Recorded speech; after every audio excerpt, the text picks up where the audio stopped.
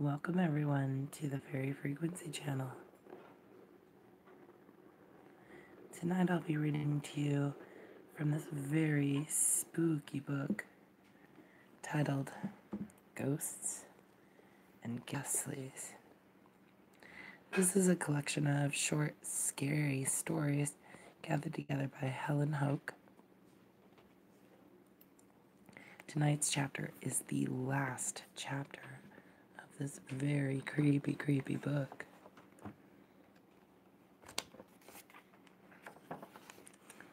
And it's called The Apple Tree.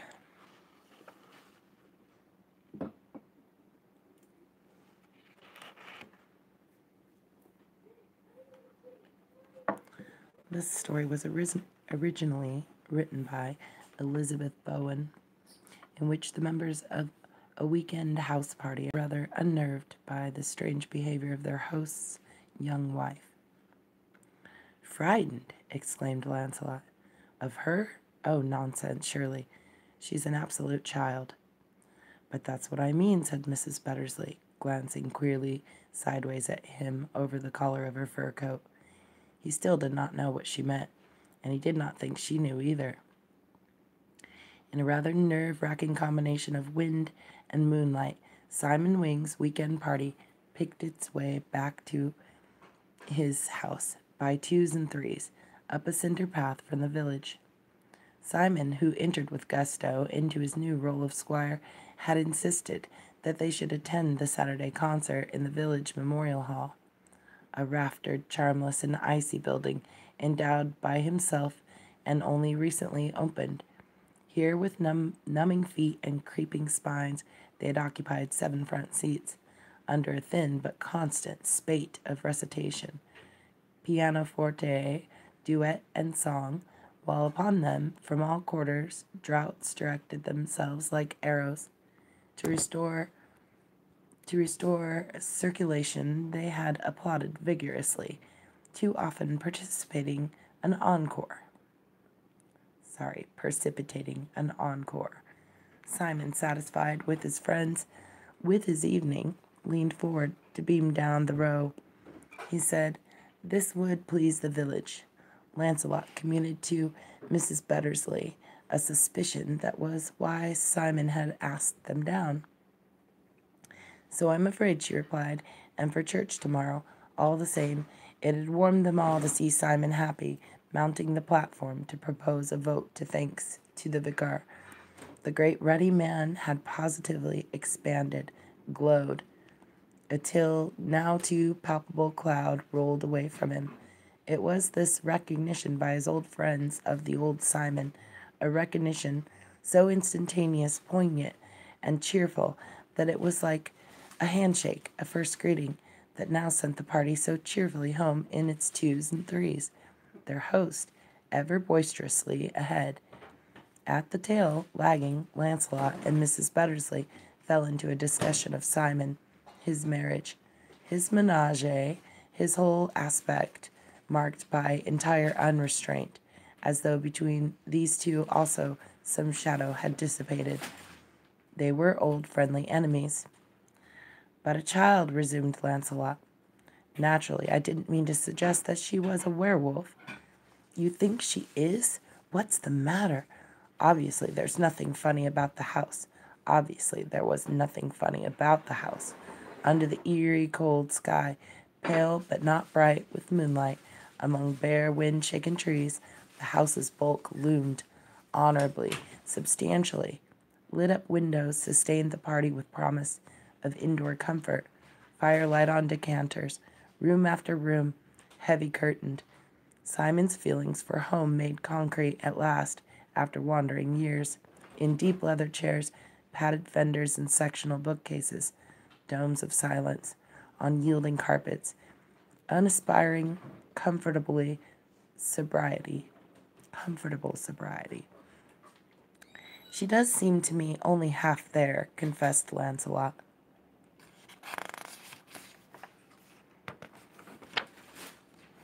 "Not, of course, I mean mentally, but she had that frightful time, don't you know?" Mrs. Bettersley brightened, approaching her lips to his ear in the half-moonlight. "She was at that school, don't you remember? After all that, the school broke up, you know. She was sent straight abroad. She'd have been 12 at the time, I dare say, in a pretty state, I've no doubt, poor child, to an aunt and uncle at Cairns. Her only relations. They lived out there in a villa, never came home. She stayed abroad with them. It was then Simon met her, then this." "School?" said Lancelot, stuttering with excitement. "What were they, ill-treated?" "Heavens, not that!" exclaimed Mrs. Bettersley. "Worse." But just at this point, it was unbearable. They saw the party pull up and contract ahead. Simon was waiting to shepherd them through the gate, to lock the gate after them. "I hope," he said, beaming as they came up, "you weren't too bored." They could not fail to respond. "It's been a marvelous evening," said Mrs. Bettersley, Lancelot adding, "What wonderful talent you got round here." "Don't think we're bad for a village," said Simon modestly, clicking the gate to. "The choral society are as keen as mustard, and I always think that young Dickinson ought to go on the stage. I'd pay to see him anywhere." "Oh, so would I," agreed Lancelot cordially. "It's too sad," he added, "your wife having missed all this." Simon's manner contracted. "She went to dress rehearsal," he said quickly. "Doesn't she act herself?" "I can't get her to try. Well, here we are," Simon shouted, stamping across the terrace. Young Mrs. Wing had been excused the concert. She had a slight chill. She feared if she had ever did cast any light on the village society, it was tonight withheld. No doubt Simon was disappointed. His friends, filing after him through the French window into the library, all hoped that by now it was 10:30. Young Mrs. Simon might have taken her chill to bed. But from the hearth, her flat little voice said, "Hello." There she still stood, looking towards the window, watching their entrance as she watched their exit. Her long silver sheath of a dress made her almost grown up. So they all prepared with philosophy to be nice to young Mrs. Wing. They all felt that this weekend party, this incursion of old friends all knit up with each other, so knit up round Simon, might well be trying for young Mrs. Wing. In the nature even, possibly, of an ordeal. She was barely 19 and could not to meet them, but expected to put up anything of a manner. She had them, however, at a slight disadvantage, for Simon's marriage had been a shock to his friends. He had been known for his years as likely marrying man, so much so that his celibacy appeared an accident. But his choice of wife, this mannerless, sexless child, the dim something between a mouse and an undine, this wraith not considerable as a mother of sons, this cold little shadow across a hearth, had considerably surprised them. By her very passivity, she attacked them when they were least prepared. Mrs. Wing, at a glance from her husband, raised a silver lid from some sandwiches with a gesture of invitation. Mrs. Bettersley, whose appetite was frankly wolfish, took two, and slipped out inch by inch from her fur coat, lined up beside her little hostess in the firelight, solid and brilliant. The others divided armchairs in a circle of warmth. "Did you have a nice concert?" said Mrs. Wing politely. No one could answer.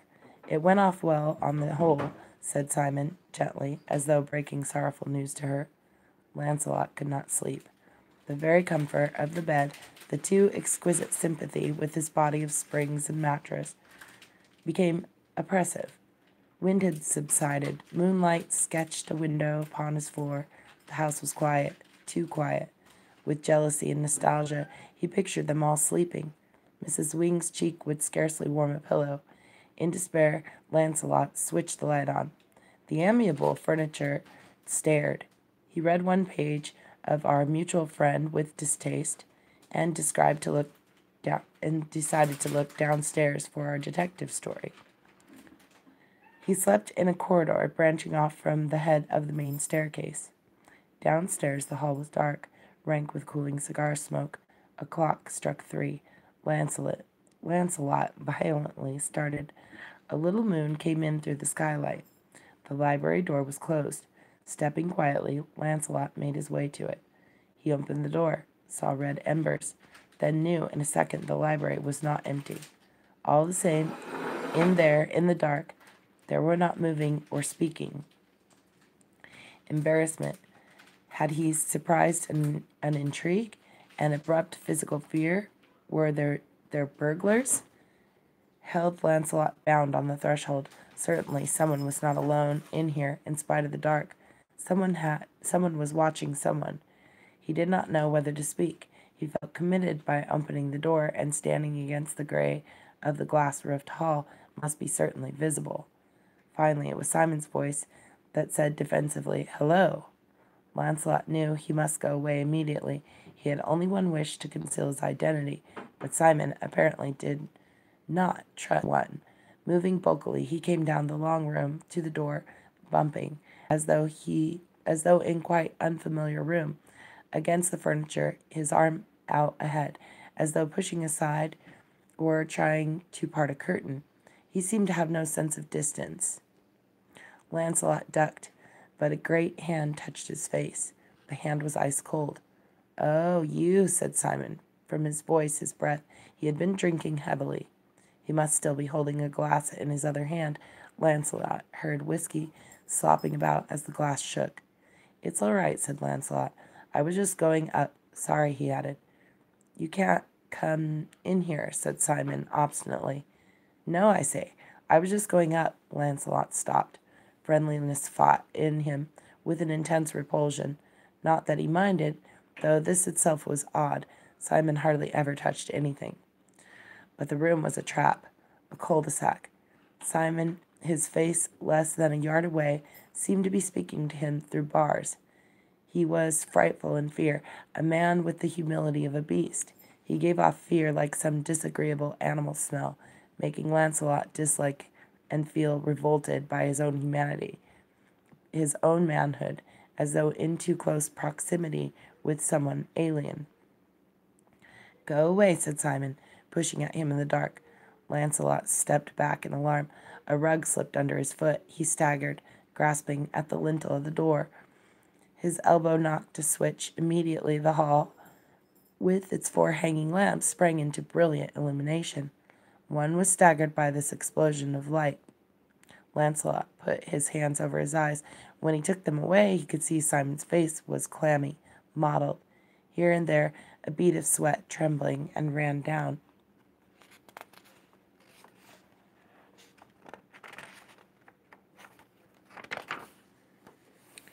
He was standing sideways, his shoulder against the door. Past him, a path of light ran into the library. Mrs. Simon stood just out of the light, looking fixedly up and pointing at something above her head. Round her, Lancelot distinguished the big chairs, the table with the decanters, and faintly the glazed bookcases. Her eyes, looking up, reflected the light, but did not flicker. She did not stir. With an exclamation, a violent movement, Simon shut the library door. They both stood outside in the white glossy panels, by contrast with what stood inside, staring there in the dark. Simon was once more human, unconsciously as much to gain as to impart reassurance. Lancelot put a hand on his arm. Not looking at one another, they said nothing. They were in no sense alone even here, for the slam of the door produced in a moment or two Mrs. Bettersley, who looked down at them from the gallery just overhead the zone of bright lights, her face sharpened and wolfish from vehement curiosity. Lancelot looked up. Their eyes met. "All right. Only somebody sleepwalking," he called up softly. "All right," she replied, withdrawing, but not, he guessed, to her room, rather to lean back in shadow against the wall of the gallery, impassive, watchful, arms folded over the breast of her dark silk kimono. A moment later, she still made no sign. He would have been glad of her presence, for the return to Simon of sensibility and intelligence-like circulation beginning again in a limb that had been tightly bound up was too much for Simon. One side glance that almost contained his horror, then huge figure crumpling, swaying, sagging. He fainted suddenly. Lancelot broke his fall a little and propped him, sitting against the wall. This left Lancelot much alone. He noted details: a dog collar lying unstrapped, ash trodden into the rug, a girl's gloves, probably Mrs. Simon's, dropped crumpled into a big brass tray, now drawn to the door. Aware the whole time of his position's absurdity, he knelt one ear to the keyhole. Silence. In there she must still stand in contemplation, horrifying, of something high up, and from that not quite fixity of her gaze had seemed unfixed, pendant, perhaps, swaying a little. Silence. Then he pressed closer. A thud, thud, thud, 3 times, like apples falling. The idea of apples entered his mind and remained frightfully clear, an innocent pastoral image seen black through a dark transparency, the idea of fruit detaching itself and from a leafy height falling in the stale, shut-up room, and the sharpness of an hallucination. He thought he was going mad. "Come down," he called up to the gallery. Mrs. Bettersley, with that expectant half-smile, appeared immediately and came downstairs. She glanced at Simon's unconscious, for which she seemed to be grateful, and then went to the library door. After a moment, facing the panels, she tried the handle, cautiously turning it. "She's in here," said Lancelot. "Coming?" she asked. He replied, "No," very frankly and simply. "Oh, well," she shrugged. "I'm a woman," and entered the library, pushing the door to behind her. He heard her moving among the furniture. "Now come," she said. "Come, my dear." After a moment or two of complete silence and stillness, "Oh, my God, no, I can't," she exclaimed. She came out again, very white. She was rubbing her hands together as though she had hurt them. "It's impossible," she repeated. "One can't get past. It's like an apple tree." She knelt by Simon and began fumbling with his collar. Her hands shook. Lancelot watched the access of womanly busyness. The door opened again, and young Mrs. Wing came out in her nightgown, hair hanging over her shoulders in 2 plaits, blinking under the strong light. Seeing them all, she paused in natural confusion. "I walk in my sleep," she murmured, blushed, and slipped past upstairs without a glance at her husband, still in confusion, like any other young woman encountered by strangers in her nightgown, her appearance and disappearance the very picture of modest precipitancy. Simon began to come to. Mrs. Bettersley also retreated. The fewest possible people ought, they felt, to be in on this. Sunday morning was pale blue, mild and sunny. Mrs. Bettersley appeared punctually for breakfast, beaming, pink and impassible. Lancelot looked pale and puffy.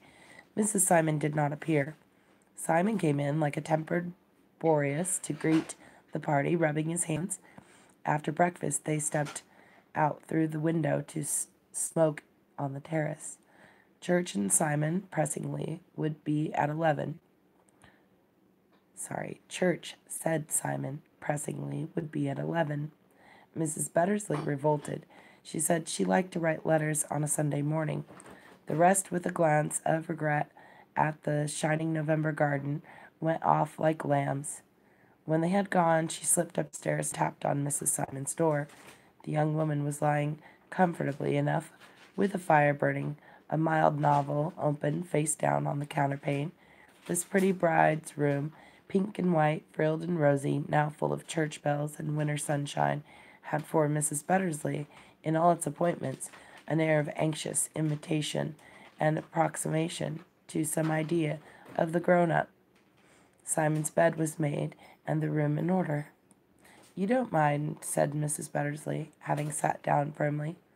Mrs. Simon said nervously she was so pleased. "All right this morning. Just a little chill, I think. And no wonder. Do you often walk in your sleep?" Mrs. Simon's small face tightened, hardened, went a shade wider among the pillows. "I don't know," she said. Her manner became a positive invitation to Mrs. Bettersley to go away. Flattening among the bedclothes, she tried hard to obliterate herself. Her visitor, who had not much time, for the bells stopped, they would be back again in an hour, was quite merciless. "How old were you," she said, "when that happened?" 12. "Please don't. You never told anyone?" No, please, Mrs. Buttersley, please not now. I feel so ill. You're making Simon ill. Do you think I don't know? The child exclaimed. I thought he'd save me. I didn't think he'd ever be frightened. I didn't know any power could. Indeed, Mrs. Buttersley, I had no idea. I felt so safe with him. I thought this would go away. Now when it comes, it is twice as horrible. Do you think it is killing him? I shouldn't wonder, said Mrs. Buttersley. Oh, oh, moaned Mrs. Wing, and with wrists crossed over her face, shook all over, sobbing, so that the bedhead rattled against the wall. He was so sorry for me, she moaned. It was more than I could resist. He was so sorry for me. Wouldn't you feel Simon might save you? Mrs. Buttersley, moving to the edge of the bed, caught the girl's wrists and firmly, but not untenderly, forced them apart, disclosing the small, convulsed face and fixed eyes. We've got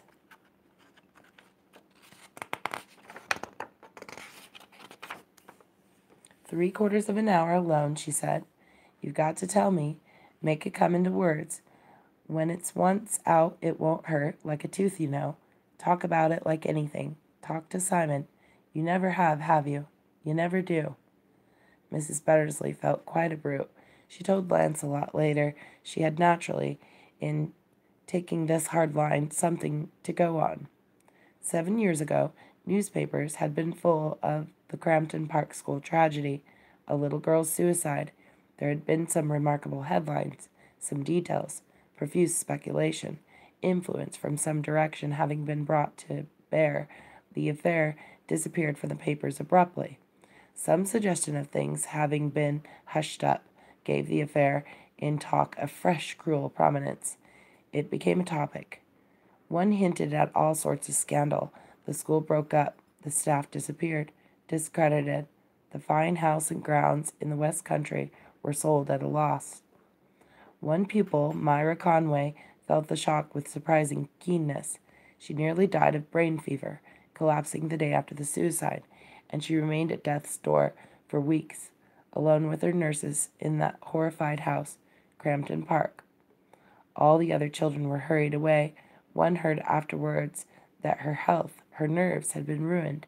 The other children presumably rallied. One heard no more of them. Myra Conway became Myra Wing. So much they all knew, even Simon.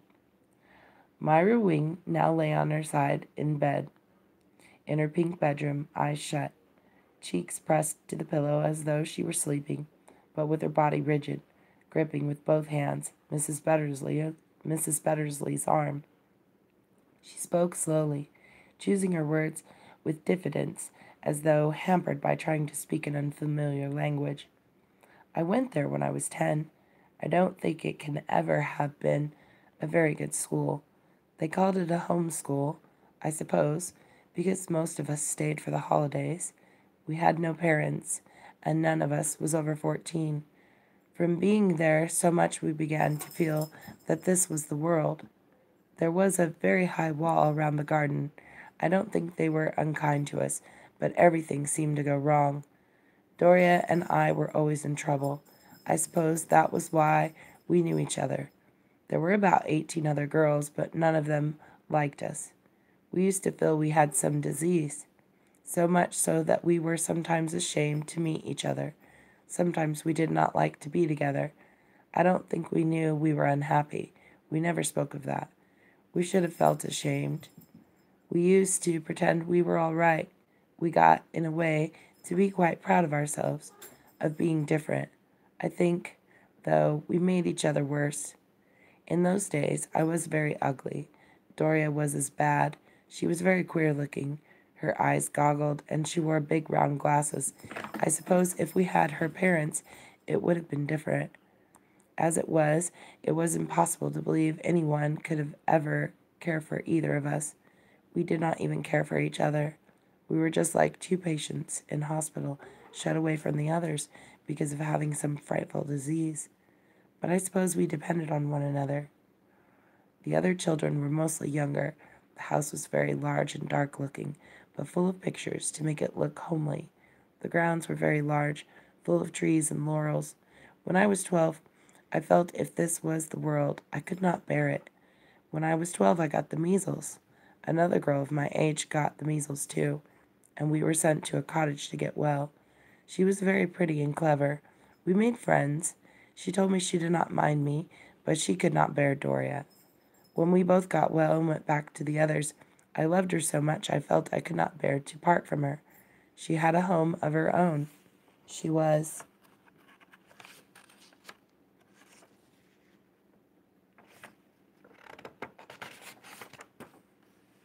very happy and gay. To know her and hear about her life was like heaven. I took great trouble to please her. We went on being friends. The others began to like me. I ran away from Doria. Doria was left alone. She seemed to be all that was horrible in my life. From the moment we parted, things began to go right with me. I laughed at her with the others. The only happy part of Doria's life and mine in the bad days were the games we played and the stories we told in a lonely part of the garden, a slope of lawn with one beautiful old apple tree. Sometimes we used to climb up in the branches. Nobody else ever came there. It was like something of our own. To be there made us feel happy and dignified. Doria was miserable when I left her. She never wept. She used to walk about by herself. It was as though everything I had got free of had fallen on her, too.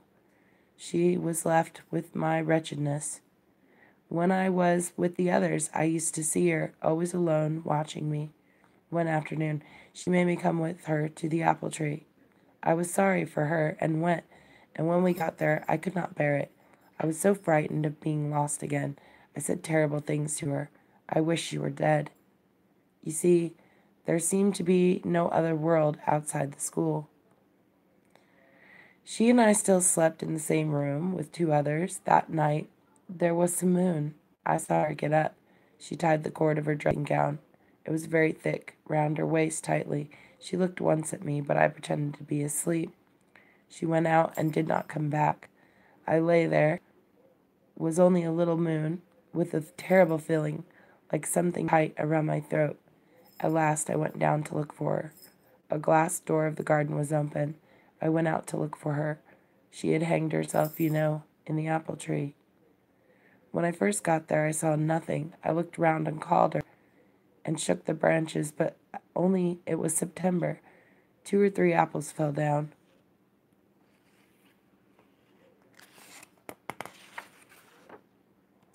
The leaves kept brushing against my face. And then I saw her. Her feet were just over my head. I parted the branches to look. There was just enough moon. The leaves brushed my face. I crept back into bed and waited. No one knew. No steps came. Next morning, of course, they did not tell us anything. They said she was ill. I pretended to know no better. I could not think of anything but the apple tree. While I was ill, I was very ill. I thought the leaves would choke me. Whenever I moved in the bed, an apple fell down. All the girls were taken away. When I got well, I found the house was empty. The first day I crept out alone to look for the real apple tree.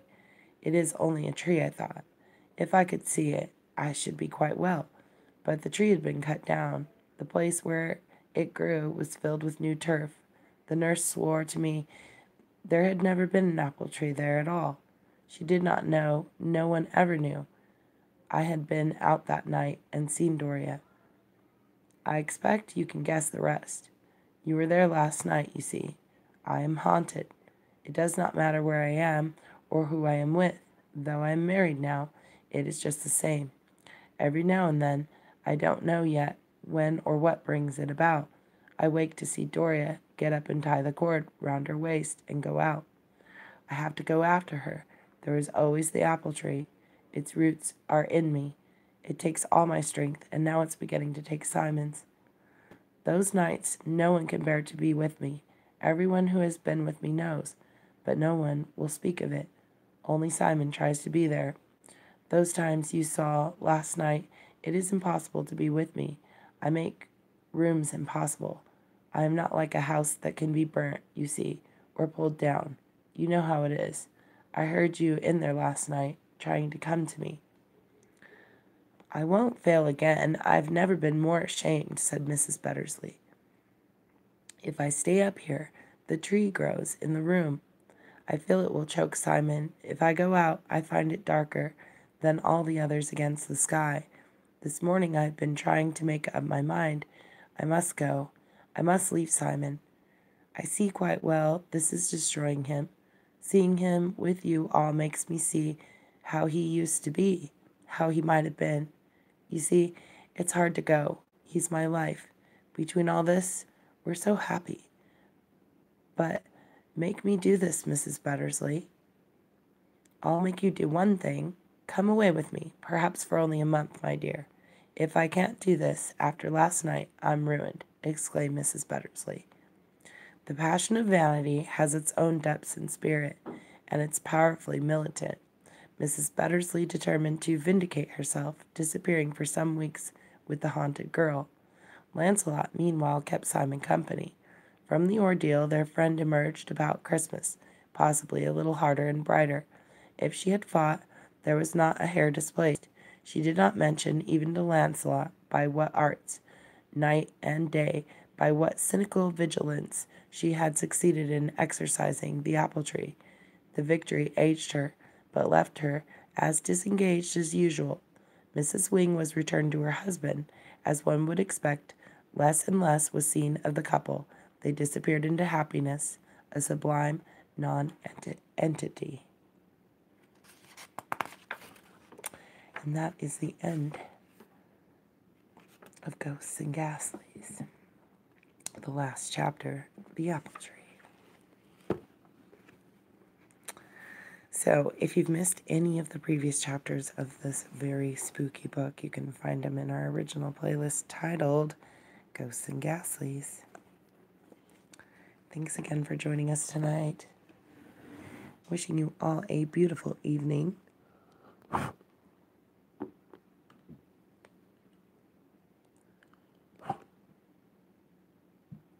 Sweet dreams, everyone.